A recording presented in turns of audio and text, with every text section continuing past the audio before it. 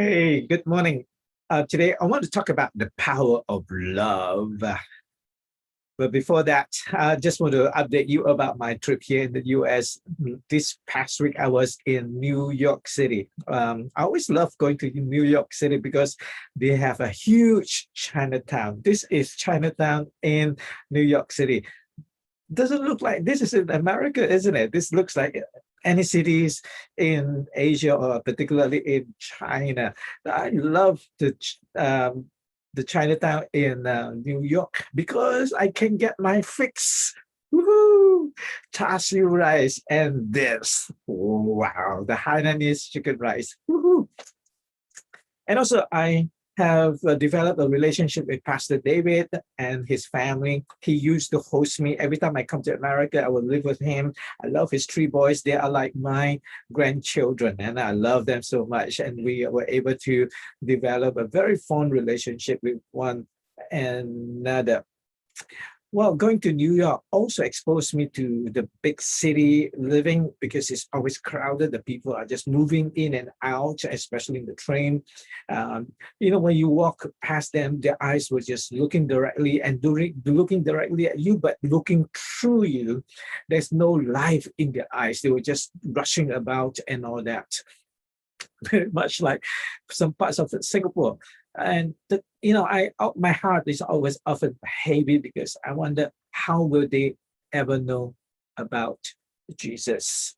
I asked this question about myself about this within myself because I was told by a New Yorker that if you are a Christian, you are pro-Trump, you are a racist, you are a bigot, you are an extremist, and you hate and condemn those who oppose your values.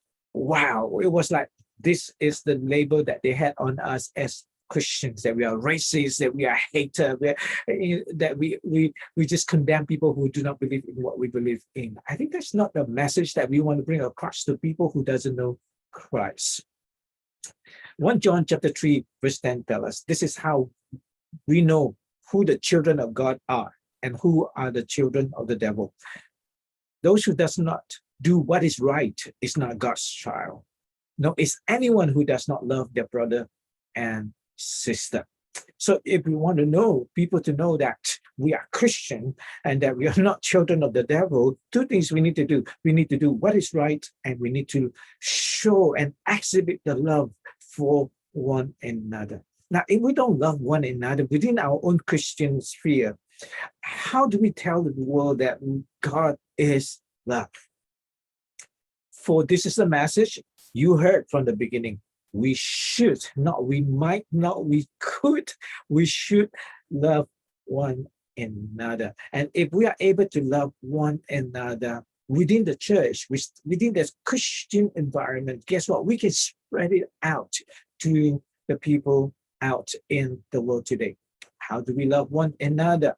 Well, action often speaks louder than words. And you know what? If you say we love one another, then we need to prove it by our action. And there are three, dear children, here, verse chapter 3, verse 17 says, dear children, let us not love with words and speech, but with actions and in truth. So easy to say, I love you love me, but we don't follow with action. When someone is in need, we are not there for them and with them. In fact, we become envious and jealous of one another when within us people get blessed and we are not, and so we become very competitive within our own environment. Three ways we can love one another from the book of 1 John chapter 3, verse 10 to 8 to 20. It says, firstly, we need to love one another selflessly. There must be some kind of, this is what love is, right? John chapter 3, verse 16 says, for God so loved the world, he gave his only one and only son, and whoever believes in him shall not perish but have everlasting or eternal life. John wrote this in John, the Gospel of John chapter 3, verse 16. Now in the book of 1 John chapter 3, verse 16, this is what he said. This is how we know what love is. Jesus laid down his life for us, and we ought to lay down our lives for our brothers and sisters. This is what love is. God sacrificed his son, And you know what? In 1 John chapter 16, it says, we need to sacrifice ourselves for one another. That's what love is, that we need to love selflessly and not love selfishly. I once had a patient, she was suicidal, and because she was in a predicament where she was she and a boyfriend who was in a park, and they were robbed at knife point by a robber. And as soon as she saw the knife, she became frantic and she became hysterical, and she shouted and screamed and all that. And that actually panicked the robber. And then the robber attempted to stab her to silence her because he was panicked himself. And while he was attempting to stab this lady, her boyfriend intervened, and he fought with the robber barehanded while the robber had a knife, and he was stabbed 7 times. And help came. She was brought to the hospital by ambulance, and he died in the hospital. And this lady became inconsolable because she said, she died because of me. I shouldn't have screamed, I should have panicked and all that. And he died because of me. And then she became suicidal, and she, wanted to die. And I was brought to see her. She was brought to see me, and I was telling her that, hey, I was trying to coax her to calm down so that I can speak to her. She was just so hysterical. I want to die because he died because of me. How can I ever live, and all that? And so I told her that, hey, just give me 5 minutes. If within this next 5 minutes you don't like what I've said, you can dismiss me as your therapist, as your psychologist, and just give me 5 minutes, okay? You don't want to see me after that, that's fine, because I think your life is important. I have something important to share with you. And she calmed down. 5 minutes is all I said, all I need. All right. I said, okay, I'll just listen. Even her parents was there. The parents were coaxing her and said, calm down. Let him say his whatever he wanted to tell you in 5 minutes. All right. If you don't like him, we find another doctor and all that. And obviously the parents were very concerned that their daughter was suicidal and she was depressed. And I said to her, I don't know your boyfriend, but I admire him. He was one brave young man. I think in Singapore, we need someone like that, people like that who are willing to sacrifice himself for his love. He's one brave young man. And you know what? He did not die because of you. He died for you. He died for you so that you can live. Now, if you are suicidal, you kill yourself, he would have died in vain. He did not die because of you. He wanted to save you. He died for you so that you can live. So that's all I'm going to say. And you feel that I can be of help to you, I will come back. And then, her life changed, her thoughts change. So he did not die because of me. He died for me so that I must live. I have this concept because I'm a Christian. I thought, hey, this is what Christ did for you and I. He died for you and me so that we can live. And 1 John chapter 3, verse 16 says, so that you and I will be able to sacrifice and lay our lives for one another as a result of what God has done for me. He himself bore all our sins. He died for our sin. And you know what? We need to lay our lives down for one another, to live selflessly, because he loved us first. Therefore, we need to love one another. Christian is not a pill. As a Christian, our life as a Christian is not a pill where we collect our blessings, from God. As a Christian, we are this host here. one end of the hose is connected to the faucet, and the other end is to spray out. So we are the conduit between God's blessing and to others. If we think our life is a pail, then we are loving selfishly. But we need to adopt a selfless attitude that is to become this hose that we will then be channel of God's blessing to others. First way we can love one another selflessly. Secondly, we need to love each other sincerely, truthfully, knowing that, hey, this is what we ought to do. What we say and what we do are the same. That's how sincerity comes about. If anyone has material possession, then see a brother or sister in need, but has no pity on them, how can the love of God be in that person? Now, remember, you are not a pail. You are a hose. One end is connected to the faucet, which is the blessings of God, which is connected to God, and the other is to spray out. Sometimes you say, "Yes, God bless me," and we become channel so that we can bless others. But then when we receive the blessing, and you know what, we fall onto it. That's not sincere.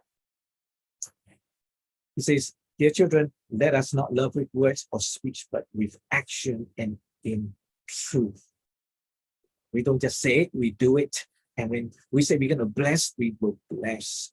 And when we say we're going to love a person, we're going to love wholeheartedly.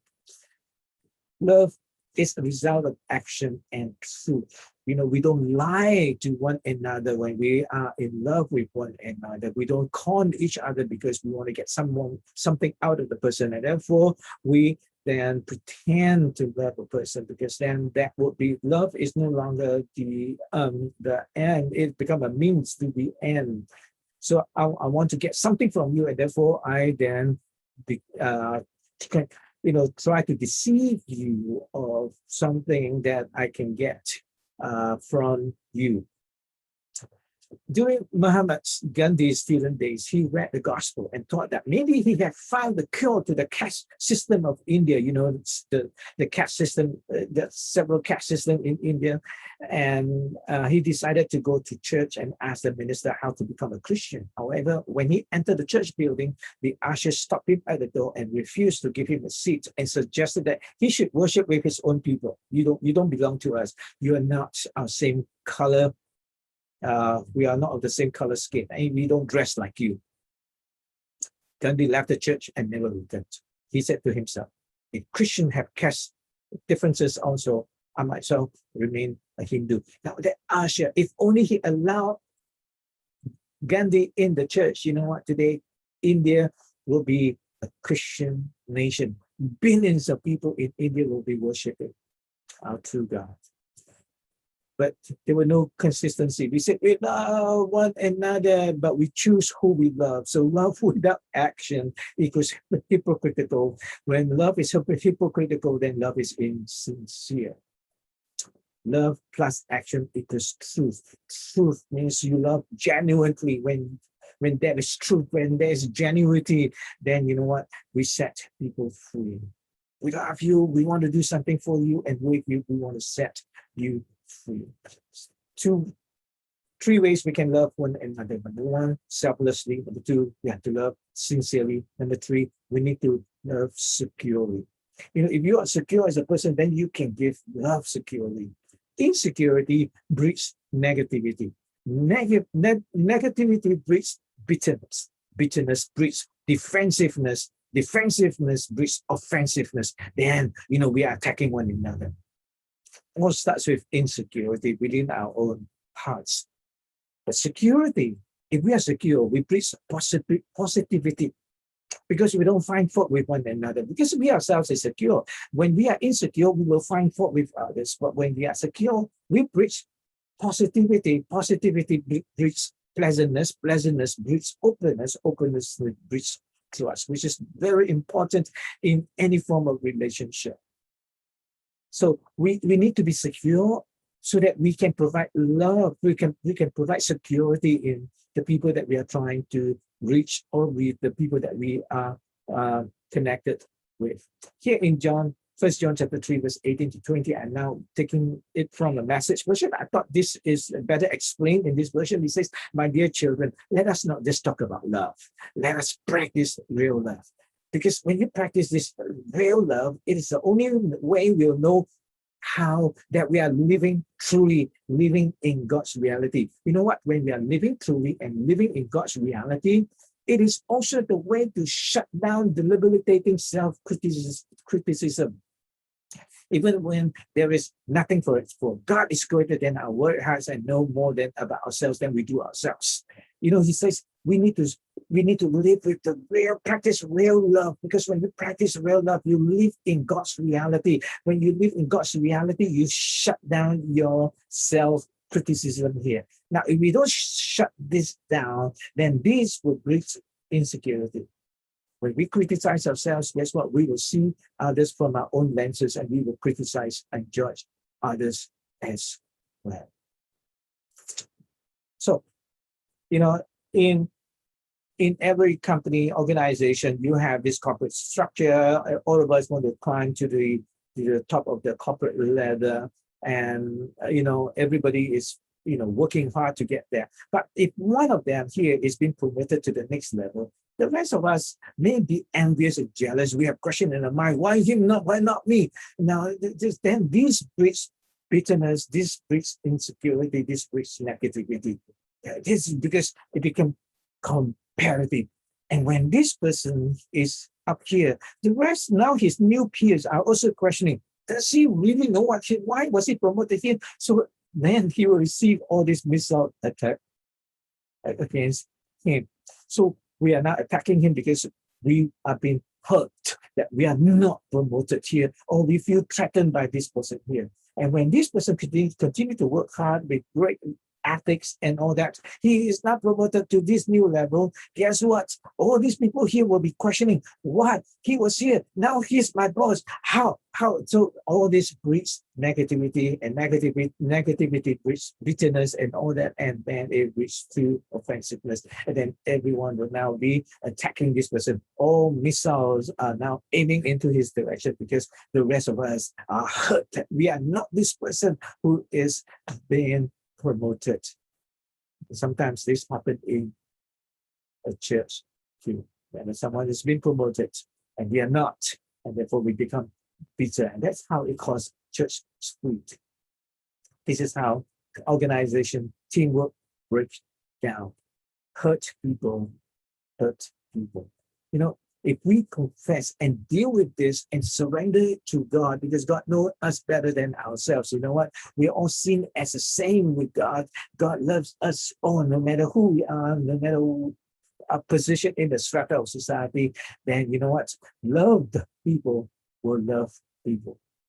This is what it says here in John chapter 3, verse 18. It says, shut down the debilitating self-criticism. We need to shut this down, present it to God, because God knows you better than yourself. Everything, pour out your own insecurity to God. Make sure that you are secure so that you can give up secure love. It says, one that's taken care of. Once that's taken care of, what's taken care of? Debilitating self-criticism. Once that is taken care of, we're no longer accusing or condemning ourselves. We are now bold and free. You know what? When we are no longer accusing ourselves, we're bold and we're free, we're secure, then we know that, because of our faith, we know that no matter what happened, God is who's in us is greater than he that's in the world. What's going on around us could be, the manipulation of others. We don't know why such thing happens, but we know that everything, God is in control of everything, because he is greater than the one that is in the world. He that's in us is greater than the one who's in the world. So we should find security in Jesus so that we can then offer security to others. That we are not a threat, we don't judge them, we don't cause anxiety when we present ourselves to them. So when we are secure in Jesus, he says, hey, you are bold, you're free, and you have strength. When you are bold, you're free, you're strength, you know what? You can be loved. And when you can be loved by God, then you are being called beloved. Beloved, because you're first, because we can be loved, then we are called beloved. When we are being called beloved, then we can be loved from the position of security. And therefore, we do not put people down. We do not make them feel insecure. We, do what is right and what is empowering to those that we are trying to love. Remember what I said. As a Christian, you're being seen as a pro-Trump person. I don't know why why they call it this way, but it says you are a racist, you are a bigot, you are extremist, you hate and condemn people. Maybe some of this is true because the way we see others, like we condemn them and all that. So this shouldn't be our label anymore. How will they know Jesus? They know Jesus by our love for one another. So how do we love one another? We love selflessly, we love sincerely, we love securely, and through which people will know that Jesus indeed lives in us and lives through us. That's the power of love. God bless you. Take care.